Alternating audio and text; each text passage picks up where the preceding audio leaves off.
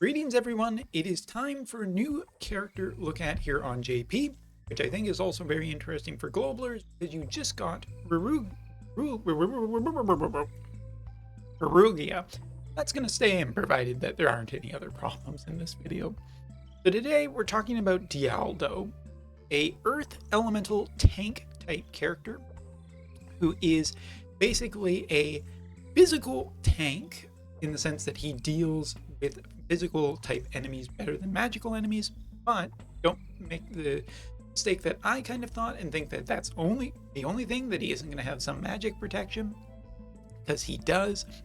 But also this Earth Elemental character is a magic damage dealer, which is an interesting combination to say the least, and longtime Earth players I think will be pretty damn happy today, because this is definitely a character that is looking to be a lot like June, just for a different element. So let's take a peek and see what particular makes him good.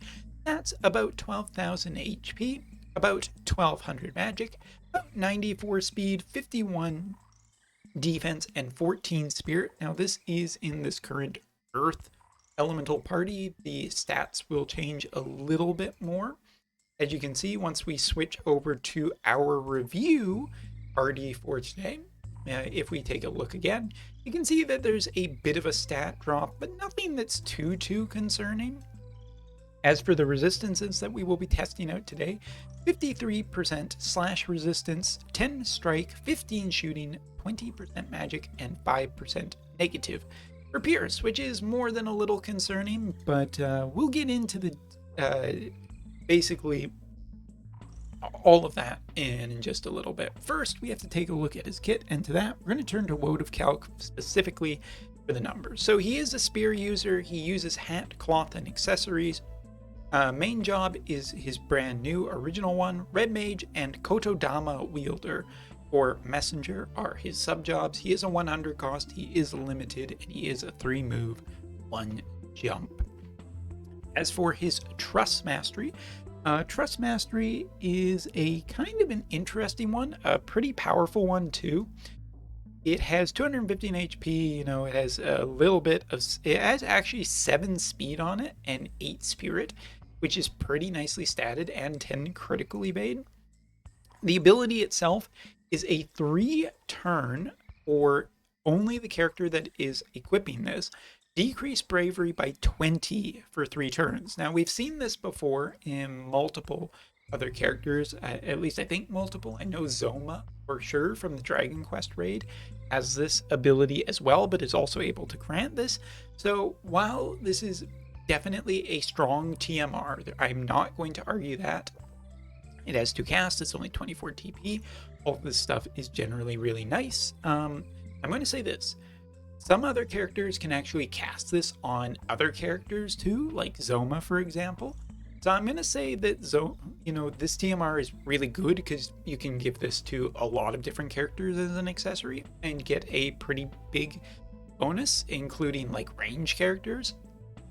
But it's strong, but I don't think that it's oppressive. Basically, it's a nice TMR, but I wouldn't say that it's a mandatory one, but it's definitely up there for strength. As for his master ability, 20% HP and 10% spirit penetration for himself. Dream Enhancement will give him AoE resistance and a 200% chance for a 10% magic damage ability, while also upgrading one of his skills. So let's get a look here at what we're dealing with. And I think today we'll start with supports and counters because there's some interesting stuff here. First off is 2 original supports. First, a defense increase, chance of being targeted by 5, and single target resistance once it's upgraded. Obviously, single target resistance I think is great here in terms of the chance of being targeted. Absolutely vital and important. Nice that it's not on a casted ability because it immediately is just active for him, and you know, even if you have to do multiple maps, it's just going to constantly refresh itself, so that's really good. His other one is an HP increase and a move increase, and this is kind of interesting because you do want your tank to effectively be ahead. If we look at the competition for this, we have initial AP and a 200% chance for the magic damage. as well as an increase of spirit and magic resistance, and we have a spirit and lightning resistance one as well as a move a magic increase. Now the magic increase I think is actually not important here, and the lightning increase is also just feels a little maybe too much to too terribly worry about. But initial AP is kind of maybe interesting in some cases, but I think like the other one that I think is really good is magic resistance. Lots of parties on JP right now are split between physical and magical, and you may not feel that you really need the movement up and the HP up since this guy already has natural hate from the very get-go. So I'd say that if you were to equip this as well, it would potentially also just round him out a little bit nicer. So supports are good. As for his other one, he has a chance to counter all damage with reducing the damage taken. That's Kotodama, so decent for a tank, say. A chance to counter magical damage with a 200% magical evade, which also is pretty nice for rounding out his kit and getting around magic attacks. But the last one is a chance to counter physical damage with a increase of HP by 20% for himself. So honestly, I think that's really tough. I don't know which one I particularly like the most. I think that, you know, like I would really like to run just magical evasion, because that means I don't have to worry about magic a lot of the time. If you run Kotodama, you just reduce damage taken, like no matter what, if it's physical or magical. And his unique one is a pretty big HP heal given how much HP he has. So yeah, counter wise, this guy is really stacked, and I don't know which one I particularly would like. It would really depend on the situation. All right, scrolling all the way down, we'll talk about this. Limit Burst does give him a 10% HP restore for himself when he casts it, as well as single target resistance of 20. Doesn't seem like much, but the more HP you stack on it, the more value his Limit Burst is, and it's definitely the regen that you want here, in combination with the fact that he can actually increase the amount of HP restoration. Pretty good. Red Mage has Asuna on it, and it does have a few different attacks, including Sleep. Maybe interesting in some cases because you can probably get Sleep to go off relatively, reliably. But Red Mage, honestly, not too terribly much other than, I don't know, also maybe the Dispel auto revive, but this is not a DPS unit. And I think that's going to be shown off pretty well. Kotodama, again, if you want your tank to be out in front, I think that too much is a bad thing. So this bonus might be just a little bit too much. Again, DPS wise, I'm not certain on this character being the goal of him. So 100% hit chance is always nice, but maybe not necessary. Move to unit panel is kind of good though, since he does have a really strong close range attack that we'll talk about in a second here. Stun is also pretty good, and reduce magic damage taken, as well as increase AoE resistance, which is the final ability. Even with a casting time, I think it's actually pretty good. And I mean, a 50% damage reduction on magic, which is his blind spot. This is really good. Kotodama is a definitive nice addition to his kit. But of course, the main job is what we're all here for. So his primary attack, not the longest range on it, is piercing damage and can inflict confusion, but the confusion chance is pretty low, so it's almost certainly just not going to happen that often, which is we'll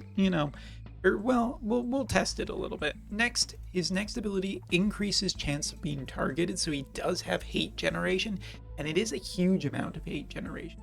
12 is pretty damn big for a cost of 24p, including 80% elemental chain resistance, which is, needless to say, a hell of a lot of elemental chain resistance to make him very strong against multiple different elements.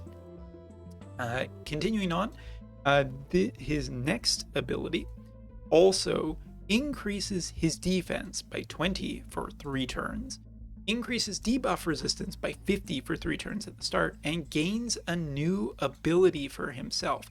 Now this ability does get upgraded. It does get Basically, the defense stays the same, the debuff resistance stays the same. Get some shell, though, which is, again, good for making sure that he isn't taking too much magic damage. It does unlock the chance to counter physical damage with reducing the physical damage taken by 30%, but seeing as he is so physically defensive special, I think that this is going to be a really, really dynamite combination. Now, this is the one I was talking about a little bit earlier, where it does increase his healing power by 20, but it's only for a single turn, and it's at the end. So, yeah. From what I've seen, even with a 210 mod, this doesn't seem to really do that much damage and only regenerates a small amount. But it is some HP, and if you combine that with his regen effects and everything, it actually does make him pretty difficult to kill. One of his other attacks here, which you can see, does have a little bit of range. Basically looks like a dual gunner attack. 165 mod dispels all buffs, including physical and magical damage increase buffs, which is quite nice. Again, dispel, pretty good. Also, in here, his job level 25, which does get upgraded, reduces a counter chance by 100 for 3 turns, 200% mod, piercing damage, and decreases AP by the target. Now, my overall thoughts before we get into testing this unit is quite simple. I think he is a really, really, really good tank. I do not think that he any kind of farming unit at all. He doesn't need to be. In terms of PvP, I think this guy is going to be a bit of a headache for a lot of teams to go up against. He seems to be able to handle both physical and magical really well, with a lot of tools at his disposal in terms of dispel and protection for himself, and AoE resistance, single target resistance, movement up, heat generation, elemental chain resistance. It's basically a tank's wish list. So what's the problem? Well, I think overall a major problem with his kit, there is no re-raise, and there's no re-raise, and we don't have any guts either, which is a minor thing, but again, it is kind of missing, and you would need to rely on a TMR or another unit to basically fix this kind of thing, and I just don't see that. I see that as a bit of a problem to try and like effectively perfect his kit when a lot of other tanks do have this already. Not a knock against him at all. I think this is essentially June for Earth, like just an insanely defensive character. But you know what? Enough talk, enough theory, craft. Let's just get into a mission with this character in our party. This is a new map I haven't cleared yet, and we are going to see what we can get done. Now, really quickly, I'm going to try and make sure that we have animations on. I can't remember if I had them on before. We'll skip this. We'll start going in, just making sure that Tifa and a lot of our bruisers are starting to get their buffs early on, mainly because I just really, really want to see what we are going to be capable of. And we got Joom here. Wind is also not necessarily my strongest, as I don't have Sidali. And one of the things that I will say very early on in this video too is that I really, really wanted to get sorry, I'm doing the thing a lot because I'm trying to organize my thoughts. But I wanted to get a wind magic damage user in here as well, because I think that is one of the things where I'm curious about how magic DPS does against him. But yes, as you can see, we're in here 1200 HP, 93 AP start to 12. So we're just gonna start basically casting every single ability that we can here.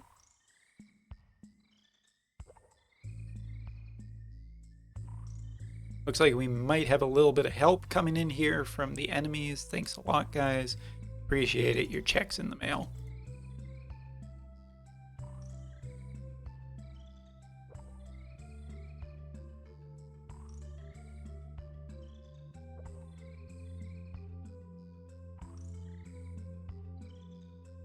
All right? And just casting basically everything that we can. Just as a little bit of a litmus test. So, for instance, our Queen Macherie here, who is not necessarily the highest DPS, and I guess this is one thing that I forgot to mention. A lot of people are going to be like, well, Umbra, why in the hell are you using a wind-based team? Well, quite frankly, this is a tank that we're looking at, and honestly, I really want to put him through his paces in terms of one, mirror matchup kind of attacks to see how much DPS it's doing against him. But also I want to see his worst case scenario, because he is a tank, and if we're seeing how much damage he can max do, this is basically the best litmus test. I've already seen Peachin test him against light, and he was really good at reducing light damage. Even right now, if you look at what Queen Macherie is doing against certain characters versus what it's doing against him, you can see it's pretty comparable to a wind unit, and that's with another earth elemental unit. So yeah, I think that this is important to test. Again, one of the things that early on is we're just concerned about the fact of, even without his necessarily running all of his buffs, how DPS are we looking for this guy? All right, so we run that. Next up, we are going to run, I do believe this one is, oh yes, we forgot to talk about this in this sub part of his kit. Duh, Umbra. So this ability is an increase HP, restore that HP raised. It is 20%. It also increases earth resistance and lightning resistance by 25%. He also has another DPS ability, a piercing 170% damage ability that also decreases attack and magic by 40%.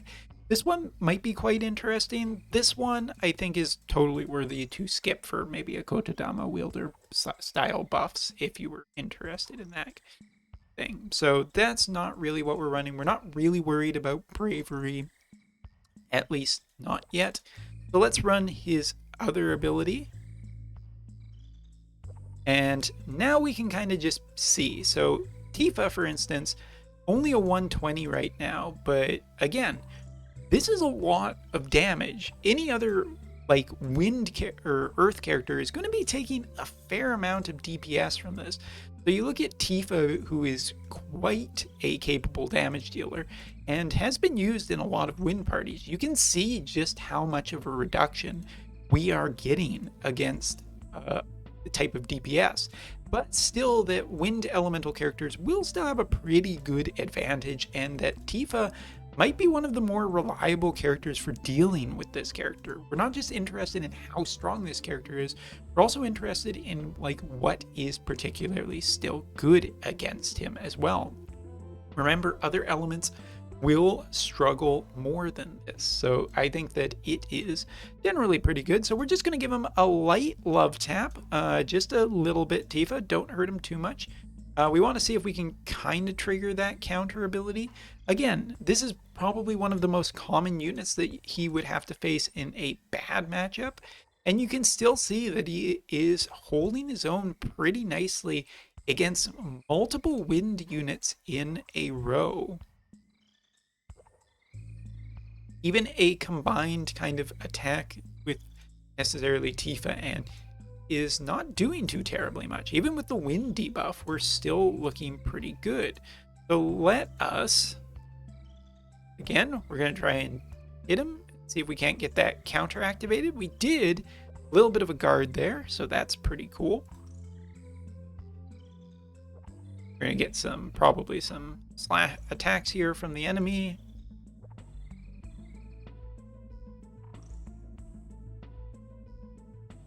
So far, we're doing more damage. But just kind of seeing that how his guard counter actually does have a pretty decent chance of happening. Queen Macherie doing her best there. Thank you. And now, one of the things we can do is we can throw out his limit burst and check out some HP regeneration off of it.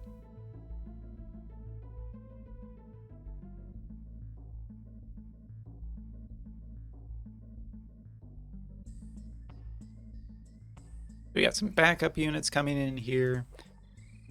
And yeah, so we got the HP regenerating now. 2 tanks, definitely a lot for this map, but okay. And next up, we'll test out his DPS against our actual wind characters. Not because it's necessarily a super good test or a fair test at all, but just to see how he does, kind of thing. Again, enemy accuracy here isn't probably a very good indication. So we got about 1200 HP there, definitely not bad. And now we can go up to this enemy right here and just let loose. We're gonna use the DPS that basically restores some. So let me just make sure I have the right one. It's this one. So we're dealing about 6,000 points of damage, healing about 2,000 back up, and that's also increasing our healing power. So check that out when his next turn rolls around.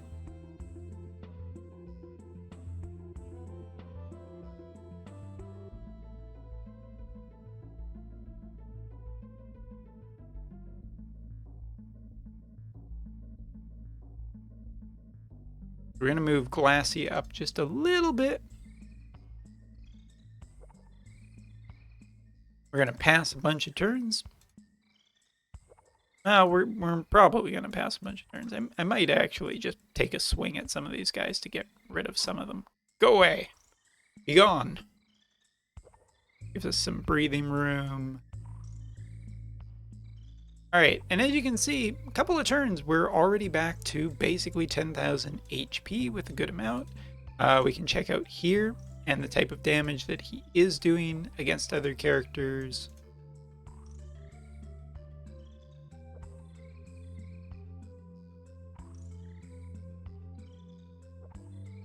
So yeah, this is basically also consistent with what I've seen in other videos, that his DPS isn't particularly that high.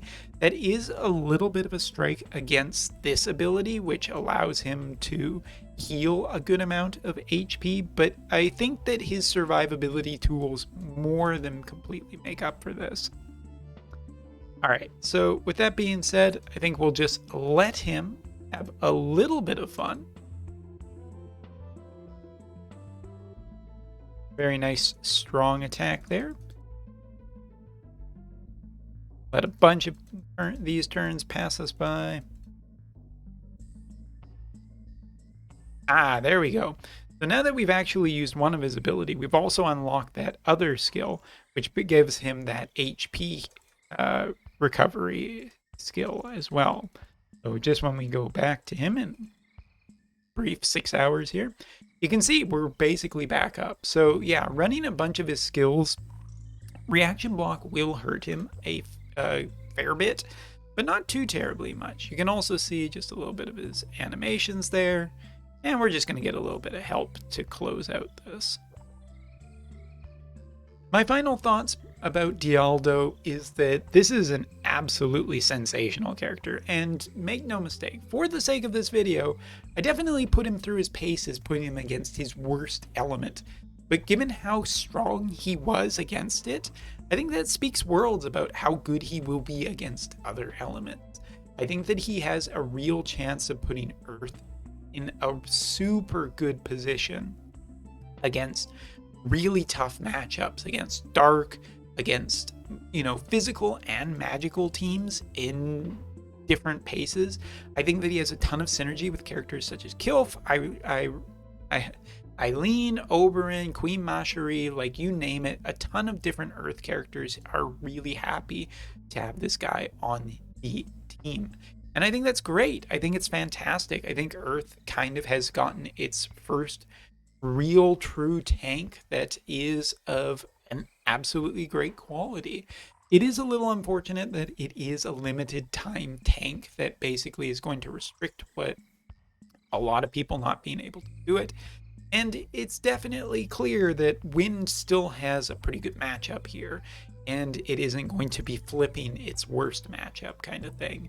But I think that's basically it. I'm starting to repeat myself, so I'll just say it again for anyone who really needs it. Dialdo is definitely an incredible get for the Earth element that will help in multiple different matchups. And you know what? Maybe I'll do a update video a little bit next week and see if I can't show him off against a Dark Elemental party and just what his capabilities are there in case anybody's still concerned. Thanks so much. See you next time.